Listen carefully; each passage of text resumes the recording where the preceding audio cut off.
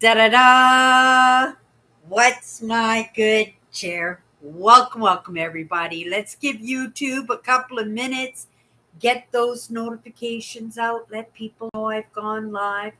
In the meantime, if you've never popped into one of my lives, hi, I'm Cindy. I explore the inside and the outside. And as of late, I really do recognize and I realize that, I have been spending a lot of time on the inside. You know, I'm always optimistic that it's going to be rectified, but that is in my choices. And sometimes in that little bit of movement that I want to make for myself and also make for others, because the more time that I can stay in the lessons, in the reflection, in the contemplation, the better I think I will be to serve. Like I'd have more to bring to the table and to be actually, I don't know, a little bit of assistance to others, maybe in being the evidence is part of why I show up consistently every single day. And not every single one of my live podcasts are perfect. Lots of times, most of the time, I'm just coming in and I'm winging it, but winging it in a way that I'm able to bring those insights, right?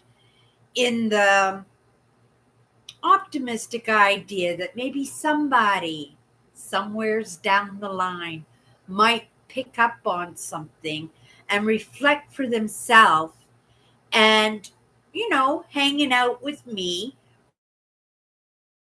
recognize that it's not as scary. And yes, there are difficult moments, but oh my goodness, I wouldn't give up what I'm doing right now for anything. And even though I explore the inside and the outside, I make sure that I'm getting the outside. I make sure that I treat myself like I matter. I am not perfect, but I am treading water and I am creating the best human being I possibly can. But in creating that human being, I want to have fun in what I'm doing. And I want to be that evidence for others, right? That they can have fun in their growth and in their movement forward. And not only in your movement forward, because as much as I'd like to be the evidence for others, right? If you picked up on something and it might not even be something that is relevant to me, but something that I said and it caught your curiosity and you did a little reflection. Maybe you did a little bit of Googling, if you like the GPT, maybe you did a little bit of that. Maybe you had some conversations with some loved ones or some good friends. And right, we talked a little bit about perspectives yesterday. Well, we talked about perceptions, but perceptions is the learning process to get ourselves to that standing of perspectives, which is our beliefs, those things that we're solid in, those ideas that maybe we had never taken into consideration in our entire lives. And yet, right, all of a sudden, we're curious. All of a sudden, right, our priorities have changed and what we want to bring to the table. I didn't necessarily want to bring these insights and these understandings that I've come across to the table, but I recognized how important they were. I recognized the impact that was having in my life, impacting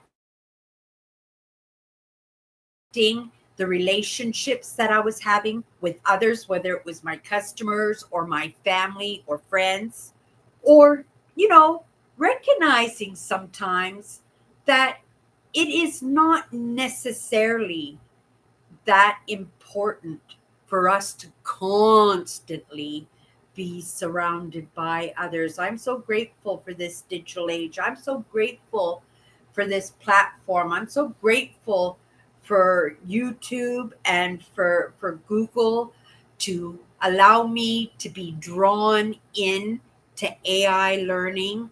And for me, I find that so curious being 63 years old. It could have easily been a different story for me because AI learning is not something from past generations. It's current, isn't it? It's all current. But I believe that we were all, hello, Eugene. I believe, I hope you're having a great night. Thank you so much. I had a fantastic day too.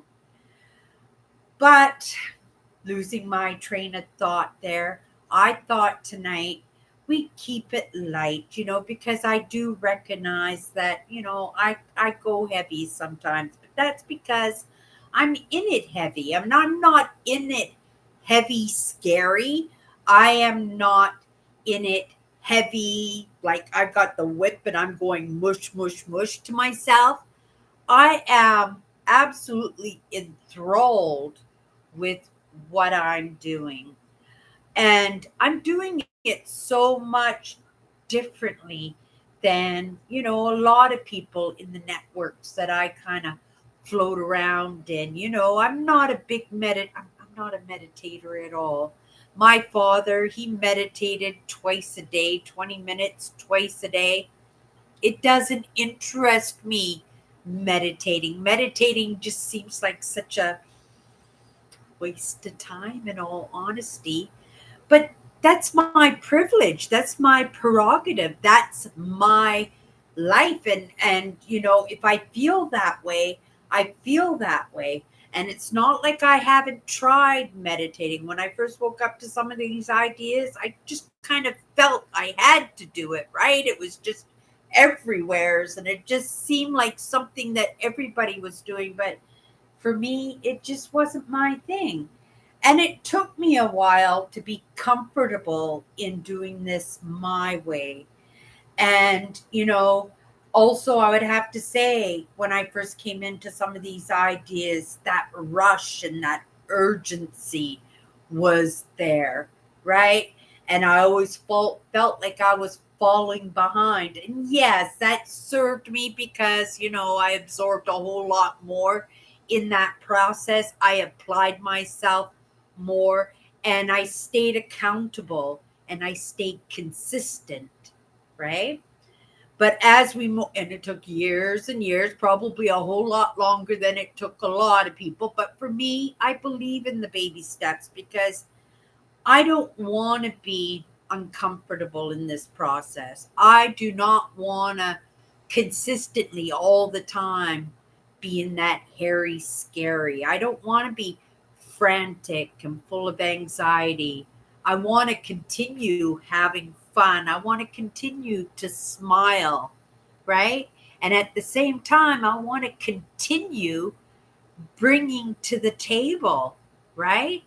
Optimistic believing that I might spark something in somebody that might lead them into their own journey, not my journey. My journey is very unique to me, but maybe there are insights or realizations or joys that I have in my life that you might resonate with, which might be just all you need to get started, right?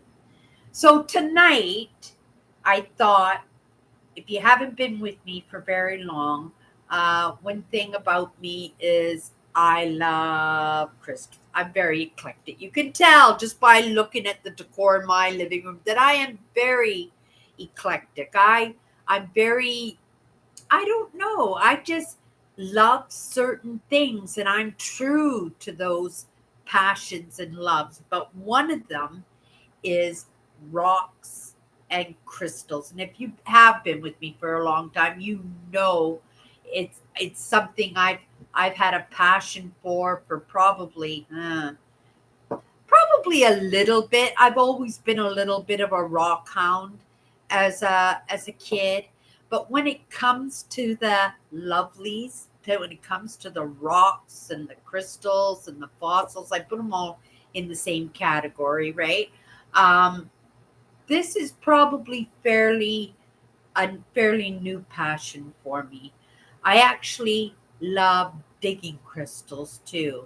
I specifically, in September, when I go on my trips, I go on a yearly trip. It's kind of my reward, right? Again, making sure that I understand that I matter, and so grateful that those other parts of me love Mother Nature as much as I love Mother Nature. So, in that commonality, in that partnership with myself, I've become a little bit more of a rock hound. So tonight I thought I would show you some of my rocks and crystals and semi precious gems, and I have hundreds and hundreds, you guys. I got little containers all over the place full of rocks and crystals. I dig for rocks and crystals myself. I've even got bags of them sitting in a walk-in closet because I just have nowheres to put them. If I had a house, they'd probably end up in a garden or something, but in the moment they are sitting in bags. But they come from all over the place. Sometimes they are gifts. Sometimes I dig them myself. Sometimes I've come across them in thrift stores. And you guys, if you've been with me for any length of time, you know my last job was in a thrift store. So I was coming across crystals all the time and rocks and fossils. And they would just be sitting there waiting for me because the people I worked with they loved me. And when they came in, right, they would always squirrel them away. And then when I come into work, they go, Cindy, look what I found for you. And they get great joy. They get as much joy as I got in receiving a rock, a crystal, a fossil, as I did in receiving them, right? But tonight I thought I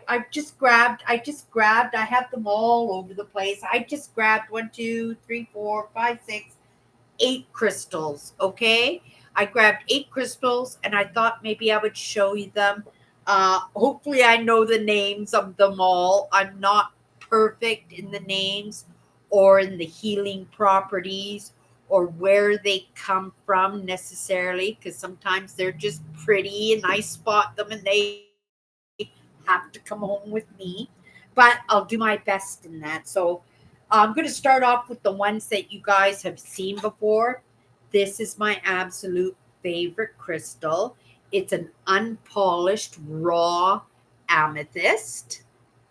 And I brought my fat flashlight here so that guys can see. Oh, that doesn't do any good. Okay, so I'm not going to use the flashlight. This is a piece of amethyst. I hope the color is lovely, that you guys can see how lovely it is. And you can also see that it is raw. It is my palm crystal. I plan on hand polishing it. It's going to take my entire life to do it, but it is my favorite crystal. Why? Because another passion of mine, if you can see right here, I have a dragon. I Up on my shelves, I got dragons. I got dragon pictures, dragon ceramics, dragon, all kinds of dragons. I got dragons everywhere. When I counted them last, oh, I don't know. I've got a lot of dragons, right? But again, this is my favorite crystal. It goes on my holidays with me. When I go on holidays and when I take beautiful landscapes or I come across mushrooms or beautiful moss or a nice lake or an old tree stump or something, I try to take pictures. This is my dragon crystals. It's actually got a dragon on the crystal, and on the back you can see the tail continues from the dragon, right? It's hard when it's mirrored here. So I just wanted to show you this one first because it is my favorite. And when I come online, and I show my rocks, this is the first one I always want people to see because it is so special to me. I dug this one up at Blue Diamond Amethyst Mine. It's in Thunder Bay, Ontario, Canada. I go on a trip every September. I do different provincial parks. I'm a Google guide for Google Maps, so I do reviews. I also am a YouTube creator. I explore the outside as well as the inside. So my trip, I film my provincial parks. Eugene, I hope you watch my trip when I go in September, and I edit them. I'm not a big fan of editing, but nobody's going to do it for me, so I have to do it, right? And I do the very best that I can. And yeah, I'm going to hand polish this. I could, right? I could polish it. I have a wet polisher. I could do that myself. I could tumble it. But I thought, how magnificent. This is in my hands every single day. You can tell already that it's starting to smooth out because of how I'm doing it, because the edges are all still pretty rough and have got highly formed crystals on them. And I've cut my palms of my hand a couple of times in rubbing them. Sometimes I get these really itchy palms, and because of those ridges and stuff, I get right in there and I give myself a good scratch. But when I do that, I give myself a good scratch. I'll have this for my entire life. And when I pass away, it will go to somebody special. If it's not my niece, Charlotte, if she's outgrown her passion for rocks, because she likes rocks and crystals too. If she's outgrown that passion, then it will go to somebody special. And this will be around forever. This will be around for a lot longer than I will ever be, and hundreds of years. Just like my walking sticks, another passion is carving and whittling away canes and walking sticks and staffs. I haven't done a walking stick or a cane in well over a year now. I have one stick that's tall. I don't know whether or not to make it. Oh, Eugene, you haven't seen it. Can I just grab it here? Ah, without knocking down all my stuff. I have one of this one's mine. Oh, I'm gonna knock everything down. Oh, it's jammed in there. I'll get that out tomorrow, and then I'll show you. I'll show you on Monday. Um, the walking stick that I carved for myself for my old age. Grateful I don't need it at this moment. I do have hiking sticks that I'll be using when I go on my trip in 2 weeks. I'm going to do a 10-kilometer difficult trail up to see some waterfalls at one of my provincial parks that I'm going to. It's going to be an all-day hike. But I'll take my walking sticks on that one. I'm trying to figure out what kind of shoes because my feet are going to be sore that day for sure. And then the next day I'm going digging for crystals. Okay, so the first one is my dragon crystal, my amethyst. Let's do a rock. This is sodalite. I don't know what it's used for. I think it is, I'm not sure. I can't say. I think it's good skin and good hair is the healing property in this one here. This one is a bright blue. It doesn't really show well, but it's a beautiful, beautiful blue. This one here, it's called sodalite. I really love this one. Uh, this one, I belong to the Mining and Mineral Federation here in Manitoba, and they have meetings every month, third week of every month. They have a meeting and they have raffles, and you buy tickets and then you can win crystals and stuff. I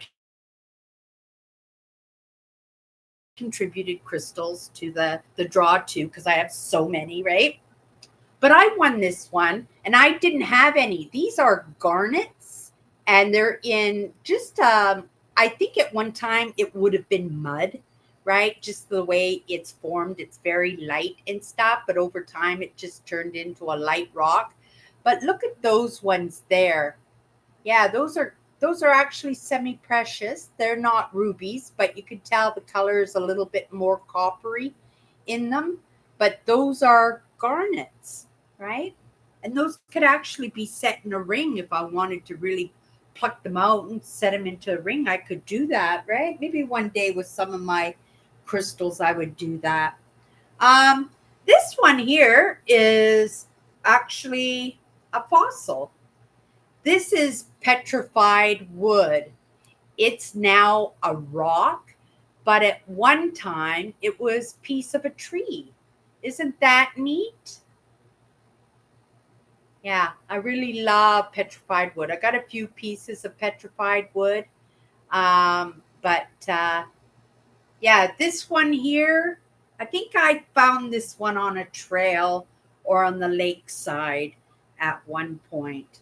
But I don't, like I said, I have hundreds of crystals and rocks. Maybe I'll show you my big piece. Here's another piece of amethyst. This is from Thunder Bay. Isn't that a beauty? Look at the crystals on that one. Isn't that gorgeous? Yeah, I just love that. Every time I go on my trip for digging crystals, I try to purchase a larger piece, right? And I give them away as gifts, or I used to donate them to the little thrift store that put the roof over my head, and they would put it in the auction window and they would auction them off. Um, but I do love them, and I try to buy a big piece all the time. Here's another big piece. This one is a green, and there you can see it a little bit. When I first got this one came into the store and I spotted it, and yeah, I took it home. I think somebody put $2 on it or something. Such a silly price for these rock crystals, right? Uh, this one was actually a geode, so it was a bigger rock, and then they just sliced pieces out of it. But this is agate. This is green agate. I thought it was jade when I got really excited. I thought it was jade. It was such a beautiful dark green too. Looks just like jade, but it is agate. And this is actually from Brazil, this one here. And this is a piece that I just have, well, I got it usually sitting over here on my file cabinet.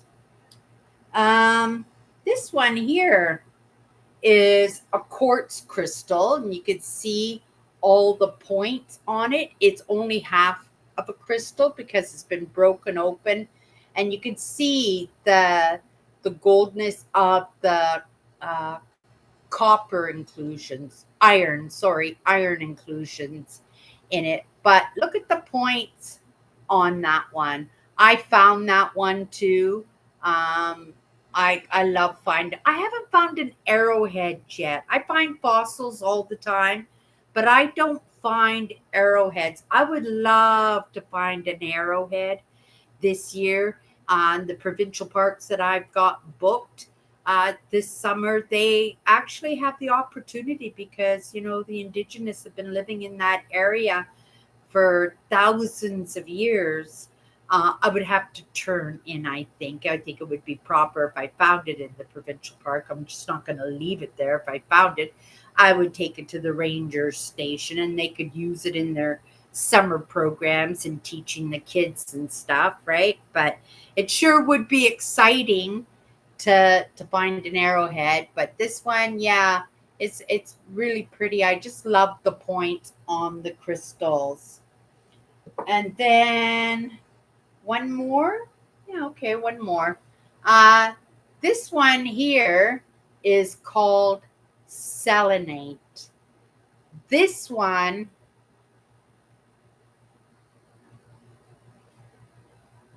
I think this one came into the thrift store that I worked at, and I didn't have a piece of selenite. Can I get it really close so you can see the little mini crystals all over it?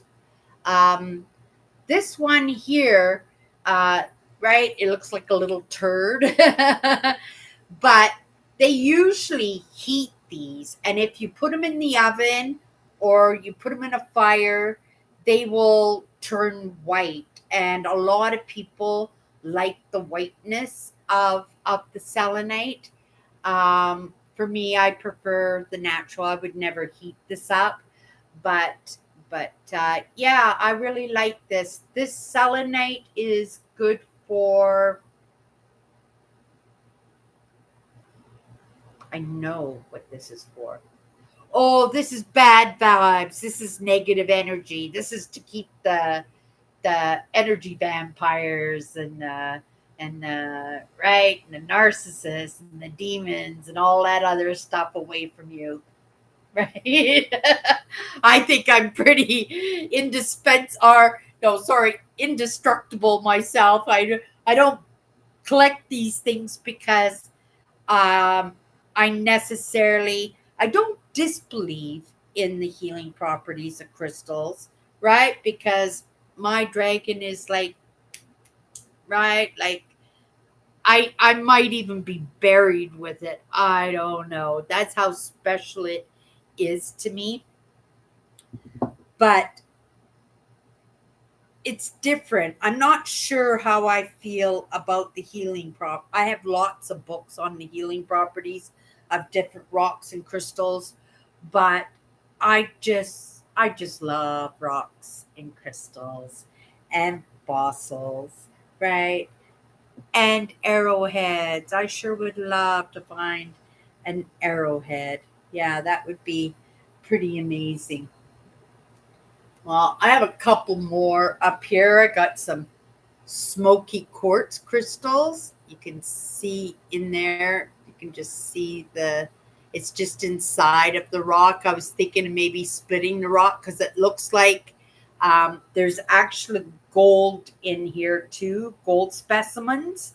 And I thought, oh, maybe it's worth some money, or maybe some of that gold is much bigger than what it shows. Uh, yeah, you guys won't be able to see it. I need my magnifying glass to see it because I actually had this smoky quartz for a very long time. But I love to look at my rocks, and every once in a while I'll pull one down or grab one off the shelf, which is why I had this little desk full of crystals here.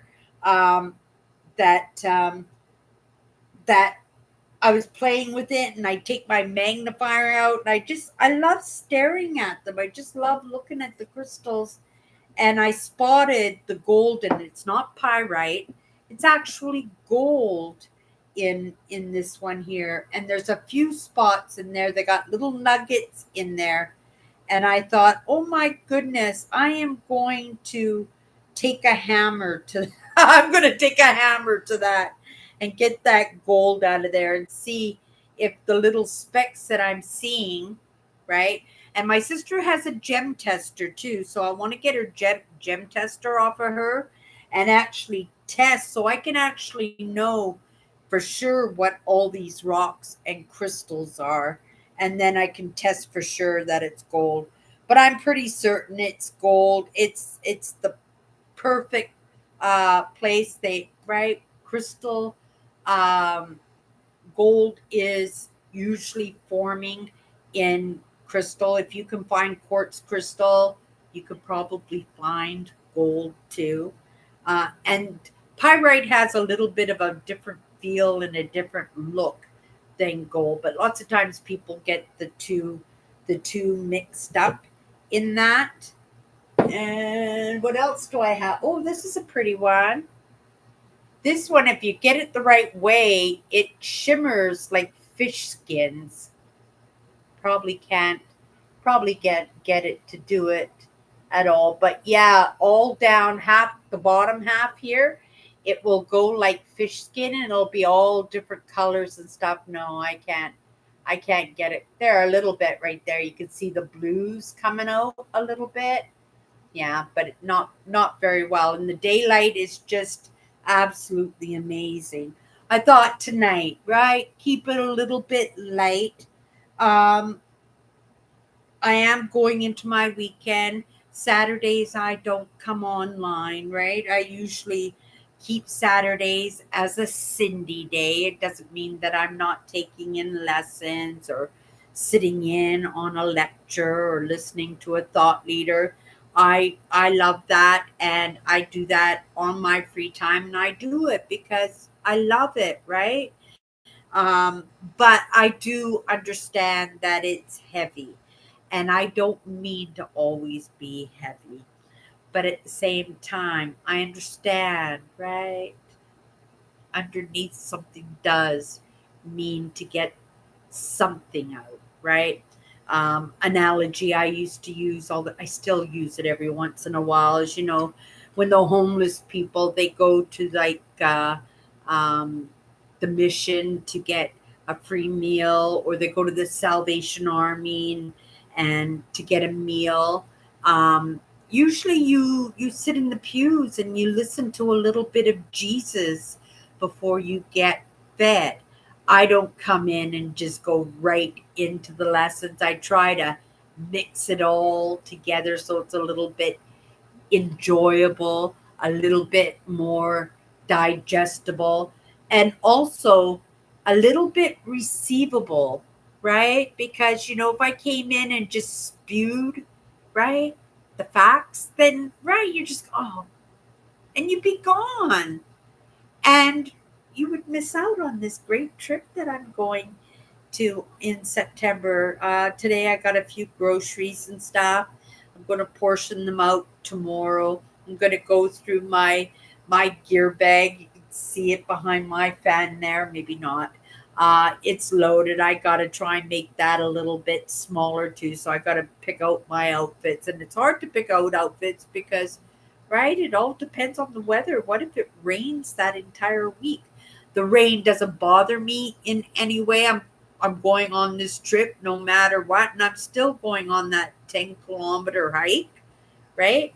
Um, and it's going to be amazing, and it's going to be full of content too for my brand, right? To show that I just don't explore the inside, right? There was a time that I just explored the outside, but there's always a pivot, and change is always welcome in my life, especially when it serves me so well and gives me the opportunity to keep my brand going, and also to be able to serve also, right? To be able, you get what you give in life, right? And like I said, I want to just be that evidence for others that it can be done, and it can be done in a way where it's comfortable and it's enjoyable and it's fun and it's digestible, that you want to take in the next lesson, you want to sit in the next conversation,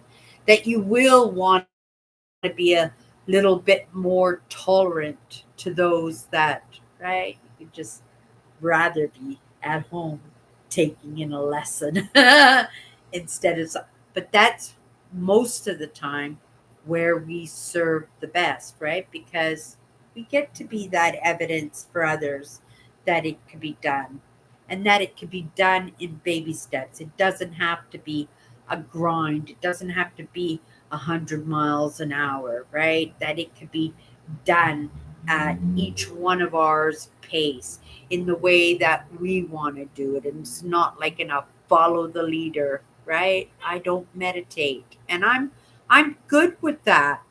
And I'm good with anybody who thinks that I should be meditating, right? If you want to meditate, go ahead and meditate.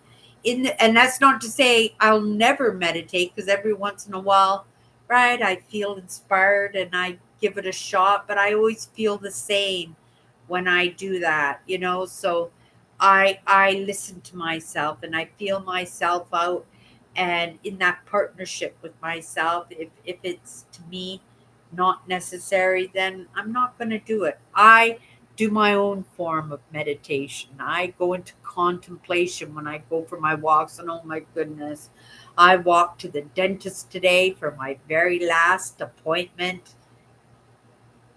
Very last. When I say last appointment, I plan not to be going to the dentist ever again in my entire life. I will floss, I will scrape, I will brush my teeth after every single meal if I have to. I'm hopefully done with dentists.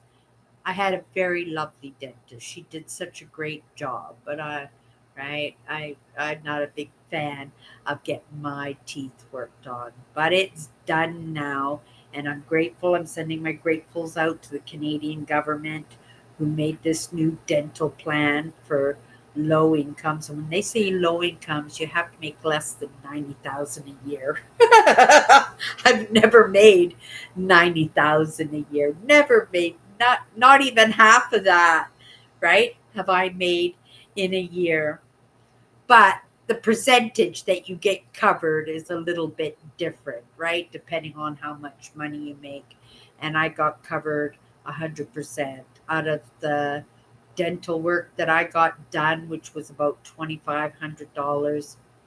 I think I ended up spending $300 or $400 on my teeth. It was so amazing. So I'm sending my gratefuls out to the government for taking care of the citizens of this amazing, amazing country. And lots of people, they like to beef off and gripe and complain, right? Especially my sister when it comes to her eBay site, right? And the tariffs that are going on. Canada Post is losing millions and millions of dollars.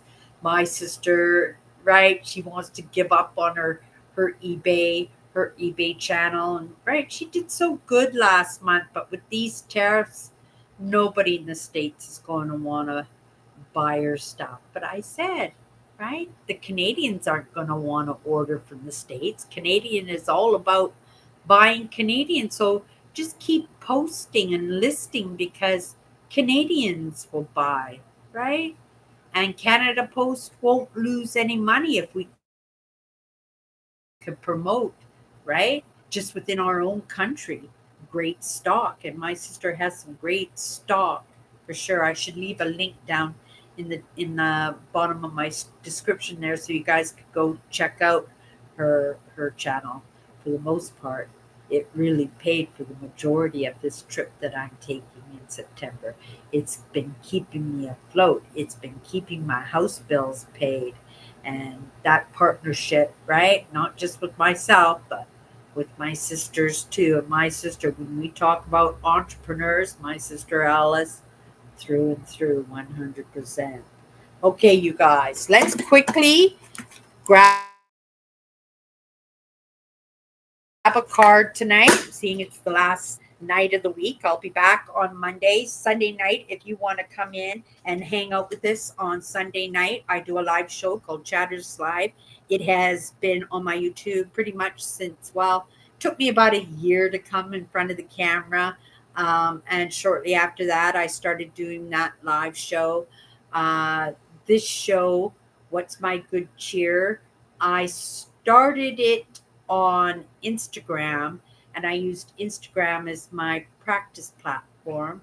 And then about a year, 2 years ago, maybe, I brought it back over here to YouTube. So I go live 6 days a week, you guys.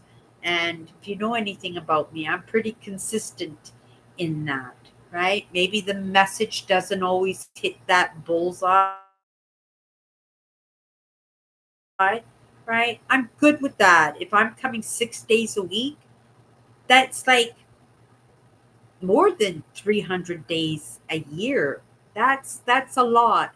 And practice makes perfect, right? Okay, you guys, let's pick a card and practice.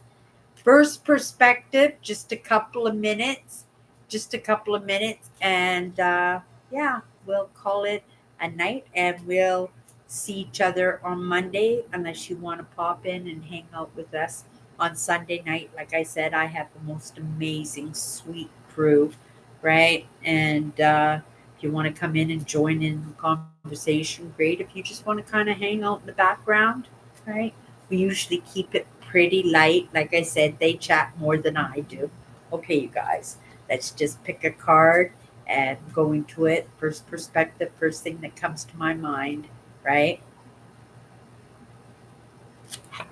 Ah, there's a good card. Community, you guys. Community offers up a sense of belonging, right? Everybody needs to feel like they belong. You know, uh, in my sister's experience, she's gone through a very scary experience. Again, if you've been with me for any length of time, um, my sister had congenital heart failure. She had to go in for a quadruple heart bypass. Grateful it only ended up being a triple heart bypass, but she's been in recovery. She got home in 5 days. She was supposed to be in the hospital for like a week and a half, and she ended up being sent home after 5 days because she's determined. She's the best post-op patient ever, right? And today I went over to her house and helped her out a little bit, the house cleaning, and I made her a corn chowder, and we had lunch together. The soup was perfect. I made it like gourmet, right? And it was absolutely perfect. But when we come to community, right, it offers up that sense of belonging. In my family growing up, my father was an introvert. We never really had people over at our house. We never even had like my grandmother, my aunts. My dad had a couple of friends that would pop by for a few minutes just to pick them up to go off to a poker game or something. But for the most part, my dad, right, and my mom were very, very much loners in that. The community was our family. We would go for Sunday drives, we would go for road trips, and we'd go out for dinner together. We'd have conversations. We'd sit and watch movies together. The Beta machine came out. We would watch these Beta movies all the time, and right, and we just did family stuff. That was my community. I was well into my 20s before I really truly built communities. And when I say community, we're going to probably say our party group was like 20 or 30 people. And I would say probably out of those 30 people, 20 or 15 of them were very close to me, like family, right? Like family. We were all empaths, but of course, right? We are very attracted to our narcissists and controlling people. We're just that way, right? We have that sense of limerence to us where we really truly love in a certain way, right? And these people would come into our group. So when I said I was really tight with about 15 of them, right? The other probably 10 or 15 were probably very controlling and very narcissistic. And I probably weren't great fans. I didn't dislike them, but I would not really get close to them because of that feeling I would get, when they would direct the conversation with me. I could always sense whether somebody liked me or if they were tolerating me or they were putting me down. And lots of times, putting somebody down, they do it all kind of sly, like, so that it's just kind of going under the surface. It almost feels like a compliment. And you can always tell by the way you feel, right? and at least I did anyway. It's a very empathic trait, and like I said, for the most part, most of the people in our group were very empathic that way. But again, being attracted to controlling and narcissists, it's just that magnetism that they have that we get so attracted to and get stuck with, like really stuck really bad sometimes, where you can't get away, right? And lots of people ruin their entire lives because they can't get away from their handlers. I call them handlers, right? Because that's what they do. They just dictate and handle you. And when I say limerence, well, that's not really love. That's that attraction, that magnetism. But you really got to have an opportunity to really get to know somebody, right? You have to pay attention and you have to listen and you have to really, really care, not just a strong attraction. Yeah, so getting back to this idea of community, my communities were always family based, even the ones that were not physically family, blood family. They were family to me because we were we were family, right? Not all family is blood, right? And in that need to be part of a community offers up a sense of belonging. And that's what it's all about, to feel like we belong now, right? I spent a lot of time on my own. My family is still my community, right? It's a small, tight community, but we know each other. We're comfortable with each other. We're tolerant about each other, and we're very supportive of each other. And yet, we are all different. We are all so different from each other. But isn't that amazing that you can go in, and that's the offerings of family, that you can go in and be yourself and welcome whoever else is part of that family to be themselves too. Okay, you guys, that's my good cheer. We'll see you Monday. Like I said, unless you want to pop in and hang out with us on Sunday night, 7:30 Central, I'll be here. I'd be I'd be so pleased if you guys would come over to that live show too. Okay, you guys, I'm putting my rocks away. I'm very specific. They all have their homes, and yeah, I'm gonna get in my pajamas, wash my face, and I'm looking forward to just working on packing and plans and my itinerary for my trip that's coming up in 2 weeks. I'll be exploring the outside. I'm so excited. I explored the outside today. Oh my goodness. I walked to the mall. I walked home. I had to try on a new pair of runners that I had to make sure that they were comfortable if I was going to wear them for my hikes. And yeah, I'm not going to be wearing them because my feet hurt. I made it home. It was all good in the end, but yeah, maybe I'll sell them. You guys, have a great night. See you Sunday. If not, we'll see you Monday.